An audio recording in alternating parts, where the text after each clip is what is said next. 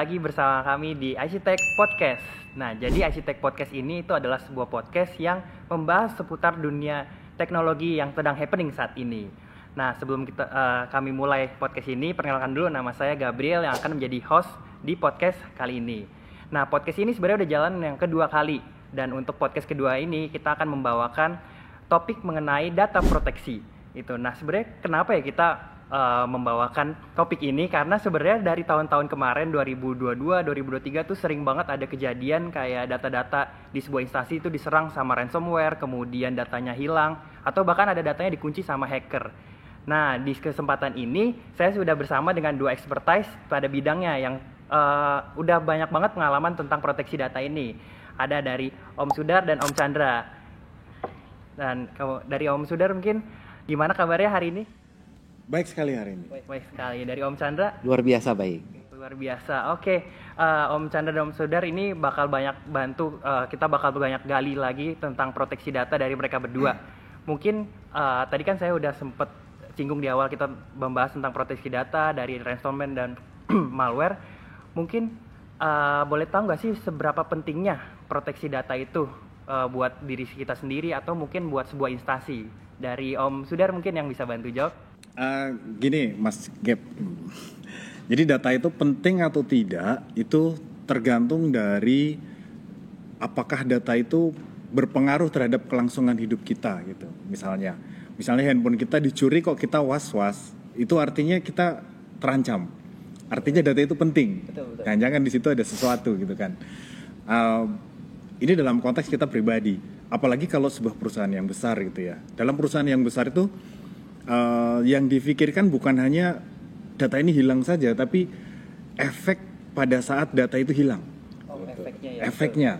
Contoh misalnya beberapa tahun yang lalu, setahun atau 2 tahun yang lalu itu kan ada internet banking sempat mati beberapa hari.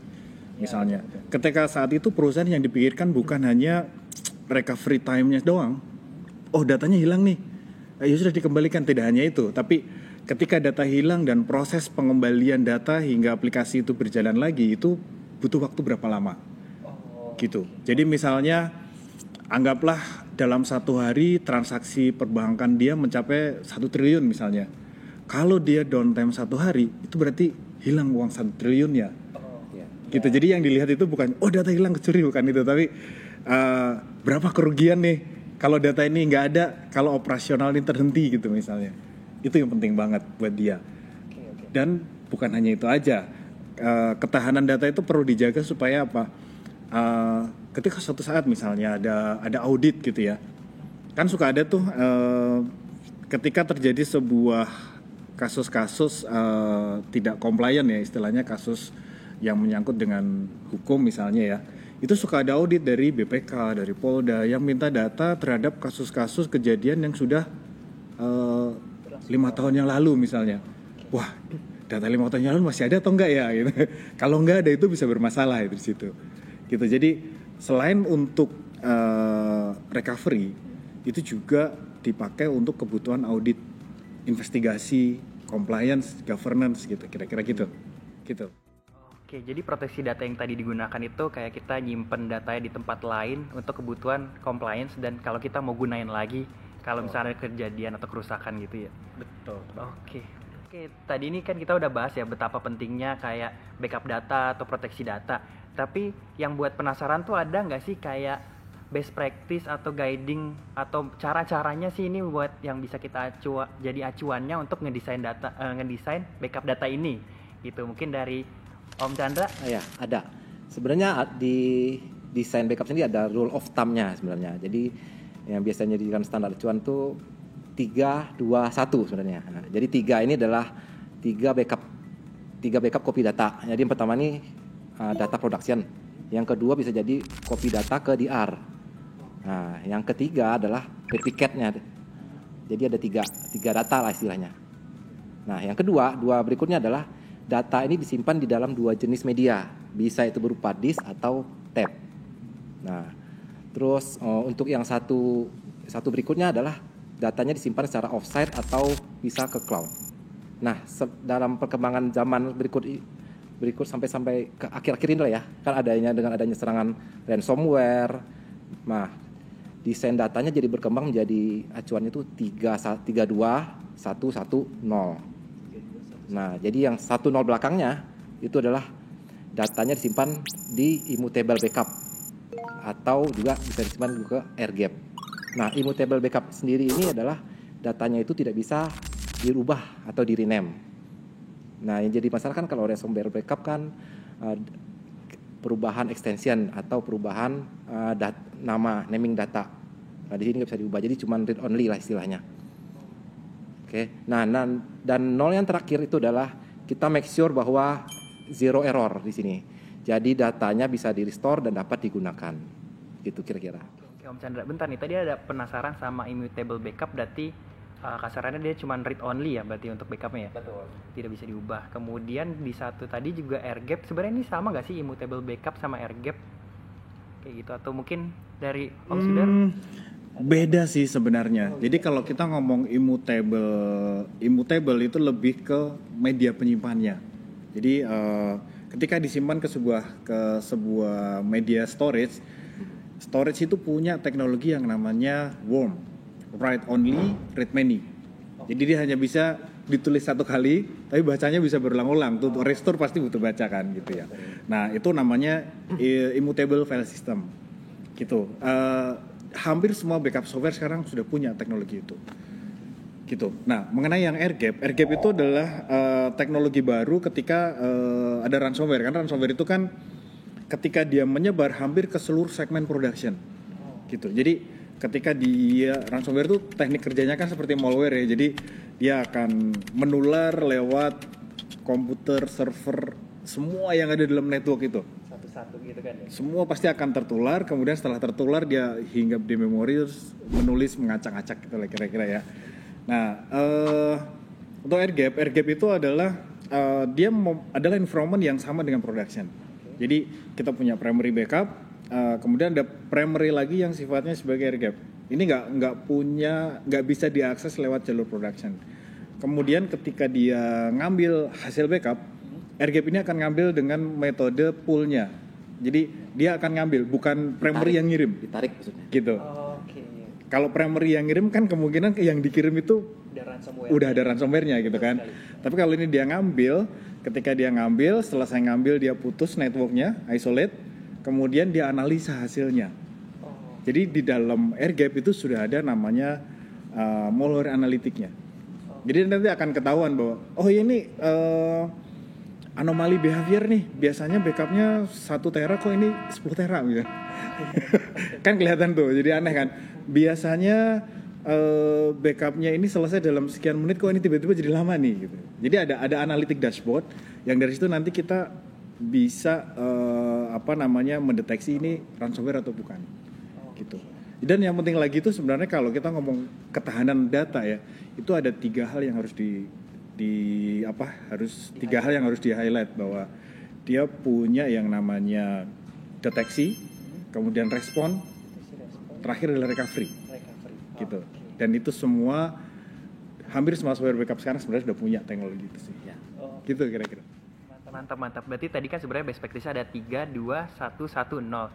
Yang satu terakhir itu dia bisa pilihan berarti ya, immutable backup sama air gap gitu ya.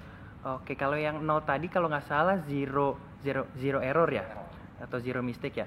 Mungkin boleh dijelasin nggak sih zero error ini apakah dia sebuah sistem atau kita sebagai administratornya yang kayak mengecekin satu-satu gitu? Enggak, zero error artinya ketika backup terjadi kita akan harus make sure bahwa itu backupnya berhasil. Nah, jadi nggak bisa dibilang setelah restore-nya pasti berhasil lah karena backupnya berhasil. Seringkali kan di lapangan adalah backupnya kadang-kadang nggak diperhatiin. Padahal backupnya nggak pernah berhasil, terus tiba-tiba minta restore. Gimana bisa backupnya aja gagal minta restore? Seperti itulah contohnya kira-kira. Wah, menarik juga nih ya, berarti kayak backup data ini tuh nggak yang sembarangan gitu, juga ada desainnya tadi yang 32110 itu ya.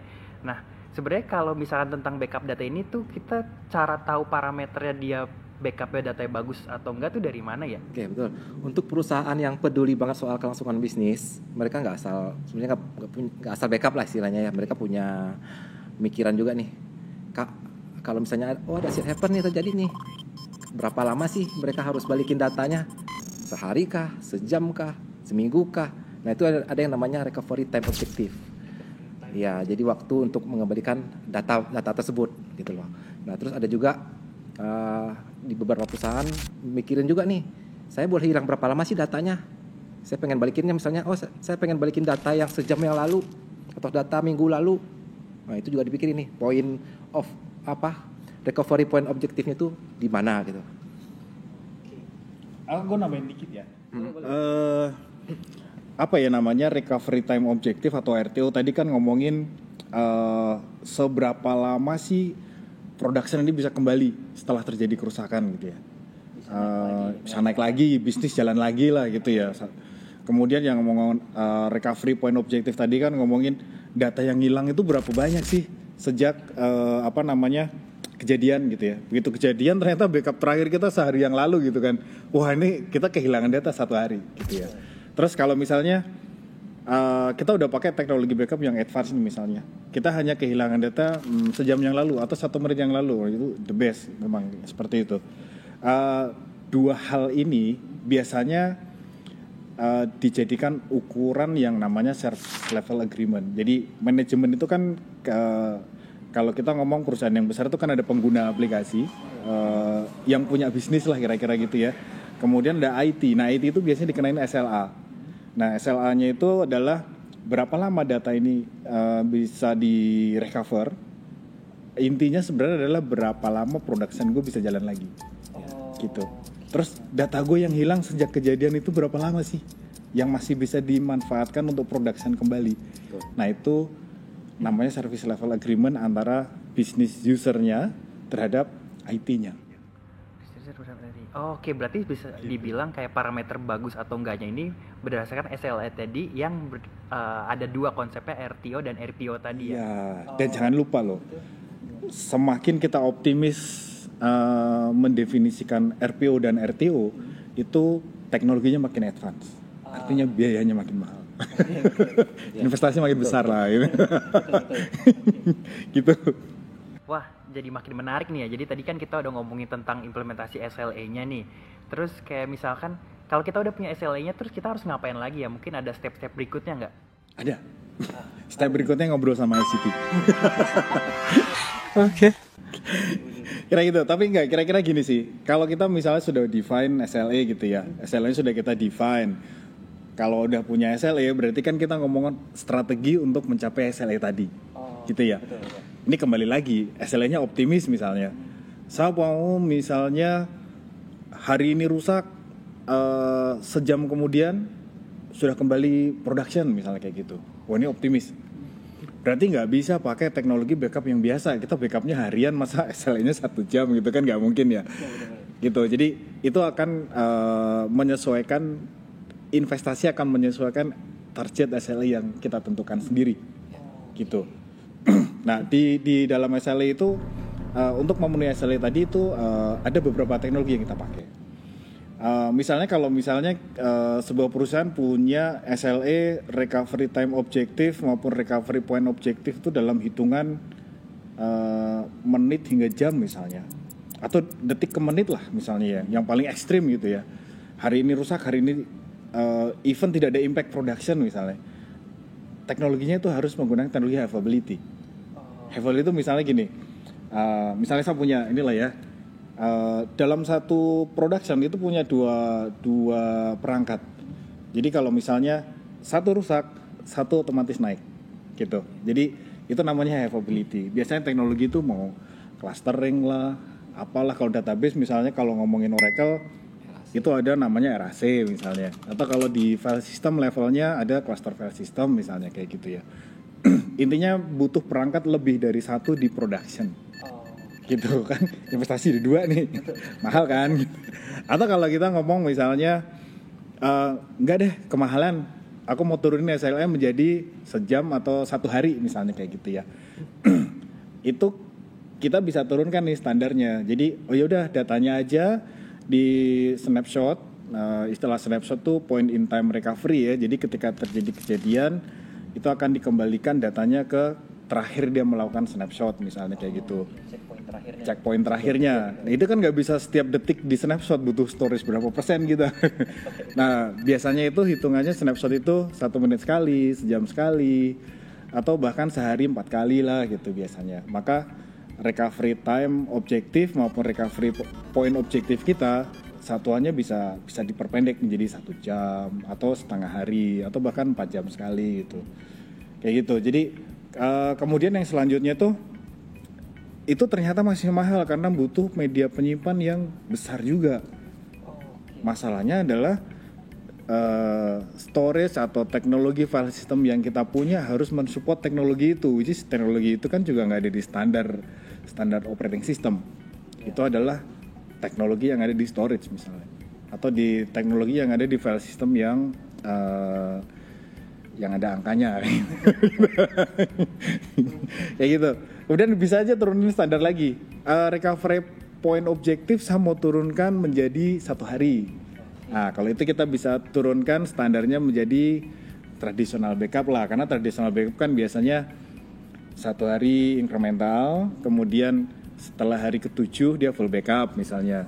Kemudian setelah itu incremental lagi, kemudian full backup lagi, atau backup setiap hari misalnya.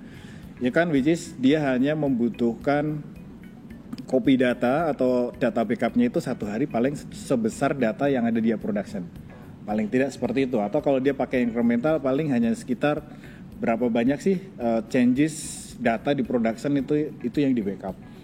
Which is sebenarnya menjadi membutuhkan tempat penyimpanan lebih sedikit. Kira-kira begitu.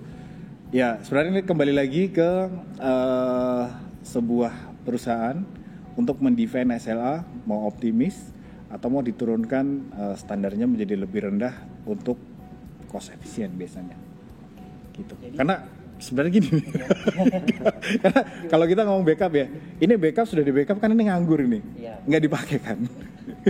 Butuh mahal-mahal investasi storage misalnya mahal, kemudian nggak dipakai production, investasinya kan nganggur, diam. Kira-kira gitu.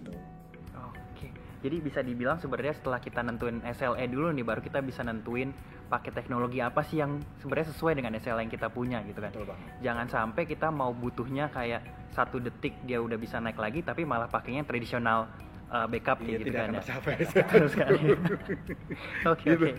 Nah, udah cukup kebayang ya buat teman-teman sekalian ya. Berarti dari yang pertamanya kita udah punya hard set SLA, kemudian tiap SLA itu punya teknologinya masing-masing sendiri lagi ya. Tapi pasti nggak bakalan sesederhana itu kan ya Pak. Kayak misalkan setiap backup ini tuh dia pasti punya challenge-nya sendiri lagi. Ada nggak sih yang kayak tantangan terbesar ya kalau kita mau jalanin proteksi data ini atau backup data ini sih? Tantangan berikutnya adalah seberapa banyak sih data backup yang harus kita simpan. Dan berikutnya lagi adalah tujuan data nih yang kita simpan ini buat apa nih? Ada yang buat fast recovery misalnya, kita mungkin butuh simpan tempat penyimpanannya di storage yang butuh performance tinggi, atau yang nggak butuh lah performance tinggi, kita bisa simpan di tab. Misalnya contoh nih, kalau di tab bedanya ya dengan storage yang butuh performance tinggi, mungkin dari segi harga, storage yang performance tinggi kan harganya lebih tinggi lah, lebih mahal, atau yang kalau storage yang performance rendah lebih murah gitu loh. Contohnya misalnya untuk archive gitu-gitu ya, itu bisa di storage yang performanya rendah. Nah, bisa juga kan ya, seperti yang saya bilang tadi nih tantangannya, seberapa lama nih data nih mau kita simpan, ya kan? Nah, misalnya nih kalau misalnya kita backupnya 1 hari sekali nih 1 tera besar datanya. Kalau misalnya 7 hari kan 7 tera, sebulan 30 tera. Setahun bayangin berapa banyak nih storage yang harus kita siapkan. Makanya ada sekarang yang namanya tab kan. Tab harganya lebih murah dari storage sih sebenarnya. Nah, itu bisa kita simpan di sana. Atau sekarang ada juga teknologi namanya deduplikasi. Jadi di sana mirip kayak kompres data. Jadi misal lah ya, kalau flat file 20 tera nih, yang disimpan cuma 1 teranya gitu. 20:1. Atau kalau database 1:5 itu rasionya. Kira-kira seperti itu sih. Mungkin Om Sudar mau nambahin boleh? Oh ya, tadi kalau kita ngomongin tempatnya, tapi juga harus difikirkan juga adalah kita punya waktu backup itu berapa lama. Karena kalau backup itu kan biasanya setelah production-nya turun nih. Misalnya siang, pagi itu transaksi lagi tinggi, kemudian setelah maghrib transaksinya turun. Oke, kalau udah turun kita lakukan backup misalnya. Nah, sampai dengan transaksi naik lagi itu kapan? Nah, rata-rata itu kisarannya di 8 jam. Rata-rata di 8 jam. Jadi antara transaksi sore selesai, kemudian pagi production balik lagi, itu anggaplah rentang waktunya 8 jam misalnya. Dalam 8 jam ini anggaplah data kita punya sekian petabyte gitu, gede banget. Nggak mungkin selesai dalam 8 jam. Gitu. Jadi yang harus difikirkan adalah selain besarnya data yang kita punya, kemudian backup Windows kita berapa lama punya waktu. Kalau kita punya waktu backup Windows yang sempit, artinya kita harus teknologi media penyimpanannya itu harus kenceng. Karena apa? Kita harus hitung data 1 tera harus selesai 4 jam. Kita ketahuan nih berapa throughputnya yang harus disediakan, berapa kenceng dia nulisnya, sehingga tercapai SLA backupnya gitu. SLA untuk durasi backupnya. Baru setelah itu adalah kita ngomongin ini tujuannya buat apa nih backup, mau disimpan berapa lama di situ. Kalau tujuannya adalah untuk recovery, berarti butuh yang cepat. Karena apa? Berkaitan dengan RTO tadi kan ya, kayak yang kita obrolin di depan tadi. Misalnya RTO kita sejam, berarti backupnya juga harus bisa dikembalikan dalam sejam gitu kan. Gitu. Nah, misalnya tujuan backupnya adalah untuk governance, compliance, audit, ya which is data itu disimpan doang, nggak diakses kan, tidak auto di restore, dipindahkan ke tempat yang performanya lebih rendah, salah satunya tape tadi gitu. Nah, kalau kita ngomong teknologi sekarang, tape itu mungkin nggak relevan misalnya ya. Sekarang adalah backupnya itu adalah disk ke disk misalnya. Kita bisa main di object storage misalnya. Object storage itu kan secara price per terabyte-nya lebih rendah dibandingkan dengan block storage misalnya. Itu menjadi salah satu cost efisiensi yang bisa kita lakukan. Jadi ada 2 hal tadi yang harus diperhatikan tantangannya ya. Berapa data yang kita punya, kemudian berapa backup Windows yang tersedia, berapa RTO-nya, penting banget gitu ya, berapa RTO-nya. Kemudian adalah tujuannya tadi untuk recovery, istilahnya short term retention kalau di backup gitu ya. Atau kalau yang tujuannya buat archive, compliance, governance, audit gitu, itu biasanya long term retention. Itu biasanya ini disimpan untuk ditaruh doang. Kadang kapan-kapan dipakai gitu ya, bukan untuk di restore dengan segera. Kira-kira gitu. Itu tantangannya. Oke, jadi teman-teman kalau aku coba simpulin nih ya, yang kita pentingin tuh tadi ada 2 kan udah disebut. Mungkin yang pertama tuh kita harus lebih kenal datanya. Data yang kita punya tuh seberapa besar, kemudian seberapa banyak, kemudian dari data yang kedua itu dari tujuannya. Dari tujuan itu kita baru bisa lihat tuh teknologi yang mau dipakai tuh kayak gimana. Apakah perlu data cepat atau perlu yang kayak emang disimpan dulu aja kayak 8 tahun, selama 8 tahun kita simpan gak dipakai kan kita nggak perlu dia untuk di-read yang cepat juga berarti. Kayak gitu bener Om? Betul. Nah, ternyata abis ngomongin backup ini tuh banyak banget hal yang harus kita perhatikan ya. Jadi dan pertimbangin juga ya, termasuk dari SLA, kemudian dari device-nya juga, medianya.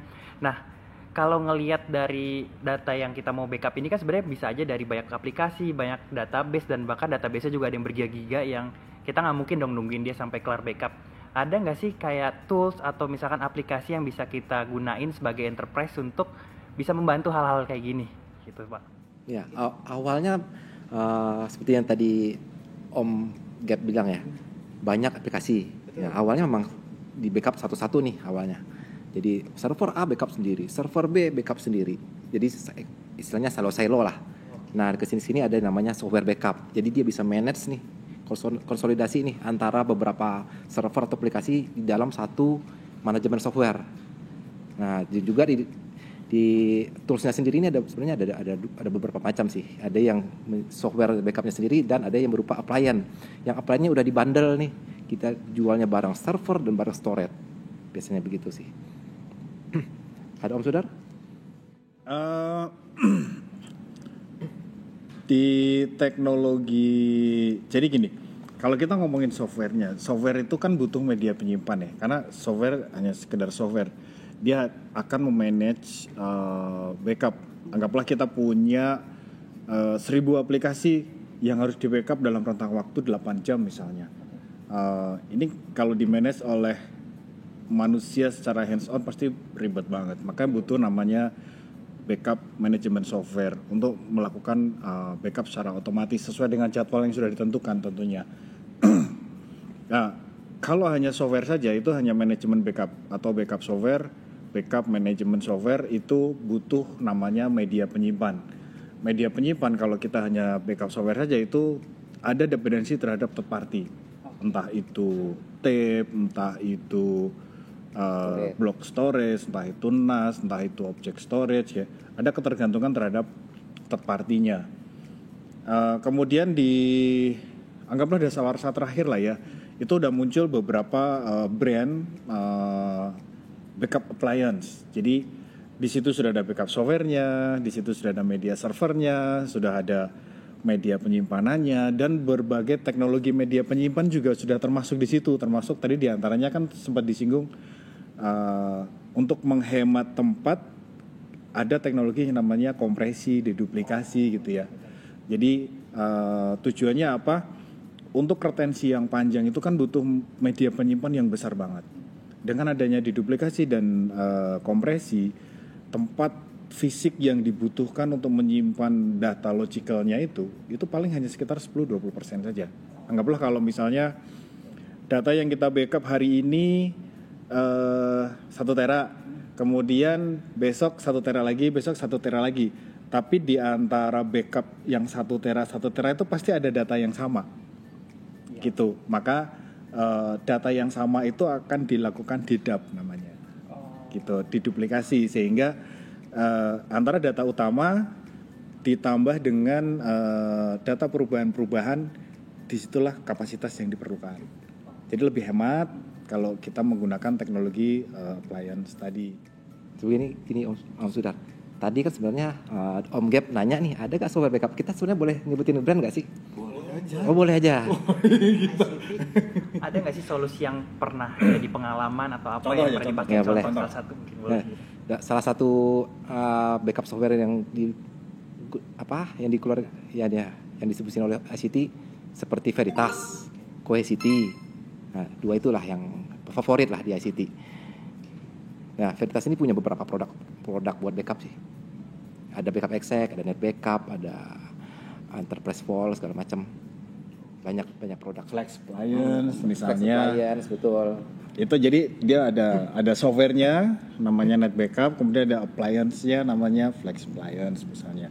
Misalnya Cohesity itu full appliance. Di situ ada backup softwarenya, backup manajemennya, ada file sistemnya, jadi udah menjadi satu appliance. Kemudian ada beberapa lain misalnya IDPA misalnya dari Dell gitu, atau misalnya Vim, atau misalnya Rubrix gitu ya.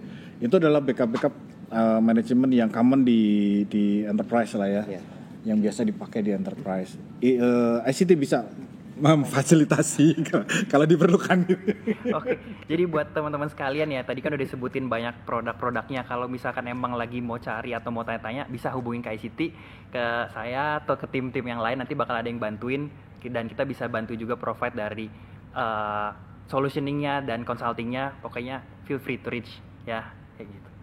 Oke, tapi teman-teman bentar ya, tadi itu saya keinget sesuatu kayak tahun lalu kalau nggak salah 2022 tuh ada undang-undang baru yang ngomongin tentang perlindungan data pribadi. Ini tuh ada relevansinya nggak sih sama proteksi data ini, atau kayak misalkan kalau yang saya dengar kalau nggak salah ada enkripsi datanya kayak gitu. Mungkin bisa dibantu jawab, Om? Ya, memang benar sih. Itu mengenai undang-undang perlindungan data pribadi ya, which is di situ sebenarnya lebih ditekankan kepada perlindungan data terhadap pencurian dan penyalahgunaan data sebenarnya. Ini juga ada sih relevansinya. Ini relevansinya terkait dengan enkripsi. Jadi kalau misalnya ada data yang disimpan gitu ya, atau ada data yang di-tap di dalam proses perjalanan data sedang di-copy atau sedang apa gitu ya.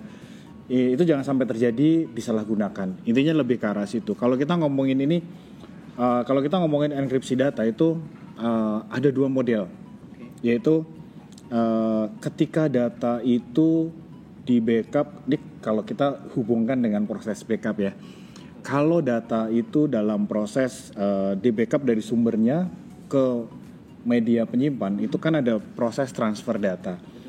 Dalam proses transfer data ini bisa jadi data itu di-tap di tengah jalan, kemudian data itu diambil, kemudian dibaca, kemudian disalahgunakan, dibelokkan atau di apapun lah. Karena buat hacker itu apapun bisa dilakukan terhadap data itu. Atau ketika data itu sudah sampai, kemudian data itu disimpan, kan bisa jadi disknya itu dicuri, misalnya secara fisik lah ya, agak kasar dikit, fisiknya dicuri, kemudian dia bongkar itu data, dibaca, kemudian dia ketemu data itu, bisa dikumpulkan, bisa diolah, kemudian disalahgunakan juga. Maka ada teknologi yang namanya enkripsi data at rest bahasanya. Jadi enkripsi ketika data itu disimpan.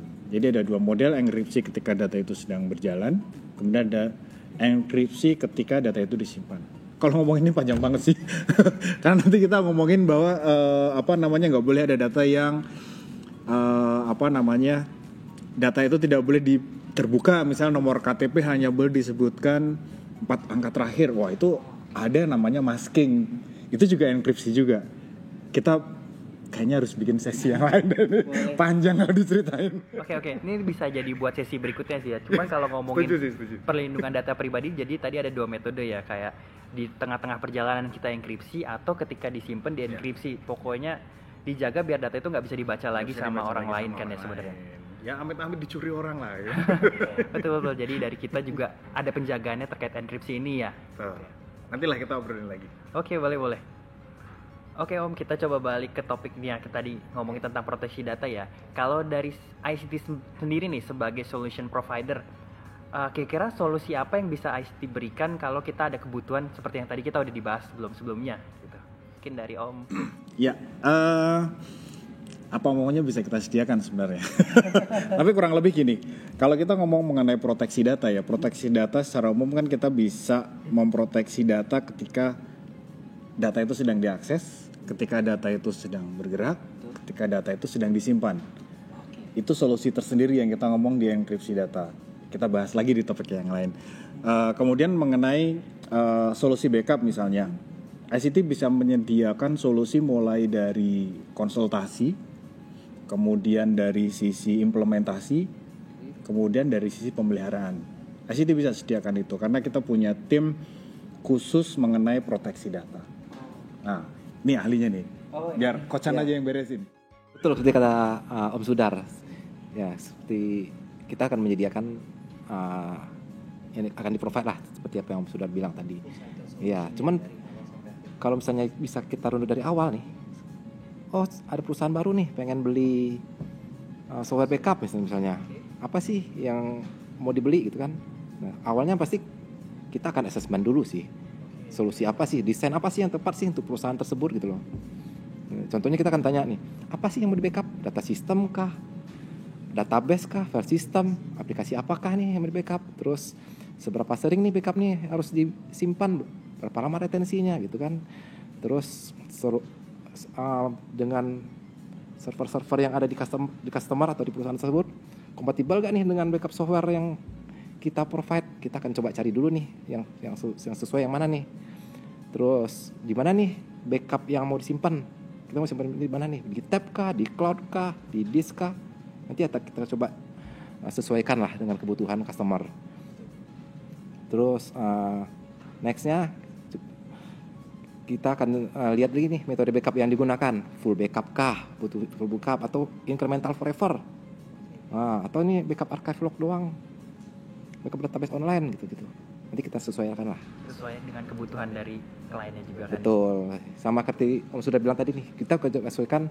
Oh, berapa lama sih SLA yang dibutuhin?